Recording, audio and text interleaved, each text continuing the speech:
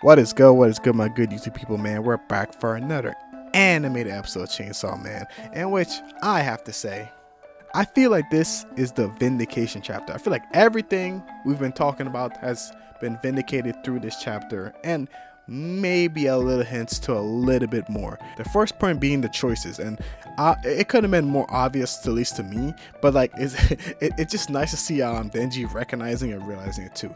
I also like I feel like it's a boys to men chapter, like where Denji himself like even grown, like he literally went from his child persona to his adult persona, and I like how it coincided of him having the realization that the choices he make will affect the life he can create for himself, and then he literally growing up and maturing as he says these things. It's a nice little touch detail like that.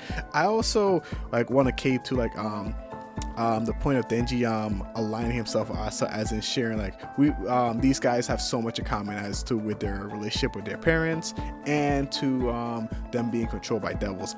It's the little tidbits that like this that I like, and I feel like it's like a combination of part one and part two kind of merging together, and it literally is, because both protagonists are coming together and aligning. As in Denji wish to have a normal life in which he can live a happy ever after, is pursuing that through his actions and trying to figure out a pathway through, not following everyone else, overcoming control and going to his normal life. And Asa, through which is like very depressed right now, and I'm not gonna lie, I really hope he writes this way. Prediction: like Asa's gonna have to be selfish in some way, shape, or form in order for her to achieve her goals of finding a happy future. And I really, because like everything right now is pointing to like their beginnings leading to their happy endings, and Asa's beginning started with her wanting to be more selfish. So I really hope that like it in the future it just shows her being more selfish, or a point of her being more a form of not selflessness, selfishness that can lead to her getting a happy ending as well. Like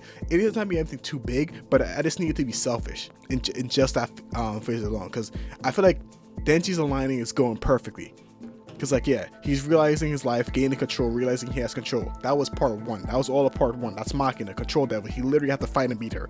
But for Asa, I really, and I'm not lie, maybe it could be a different way, but I'm really, really hoping it's something of selfishness, like pure selfishness. I don't care if it makes her a villain at the end. I really hope she was selfish towards her achieving her goal. At least that's my reading of this situation. And like I said, I really like it. I love it a lot. And because the themes I feel like are coming together to make a very good picture, and that's more overall me going over a theme of this chapter. The rest of it is kind of like, if you read it, you kind of get what it is. Like everything is explained to you, everything makes sense. The only thing I'm raising an eyebrow in is when Yura says she can't live with humans.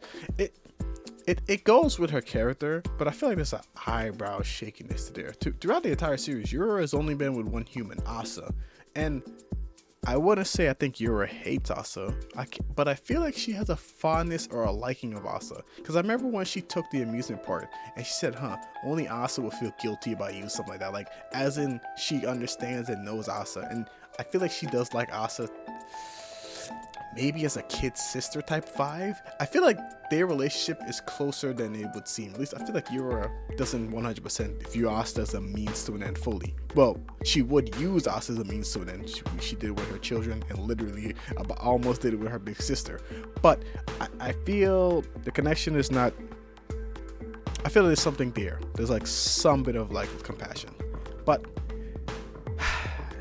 I know everyone's let this die and everyone's forgot about this, but even if we're going with Chainsaw Man Part 20, I'm still gonna go on this bridge. I think Bam is not finished. She still has the elbow. Yes, the elbow. Remember the thing I've been talking about for like 20 review videos ago, like where when Denji was when Denji was disassembled and they put him back together, she had this one panel by herself, which I believe she said elbow, and it's implied that maybe something happened. Now, maybe nothing happened, but I'm still going to bring this up. This is an ace in the hole for him to do whatever Tatsuji Fujimoto want.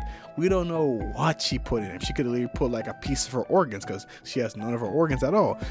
It could be anything. I'm just going to put this back out there. I think this theory still has relevancy.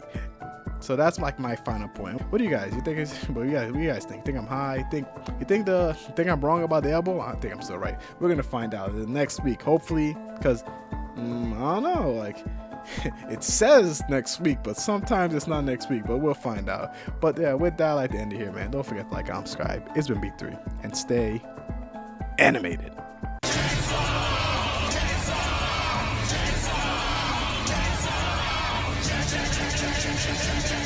Chainsaw.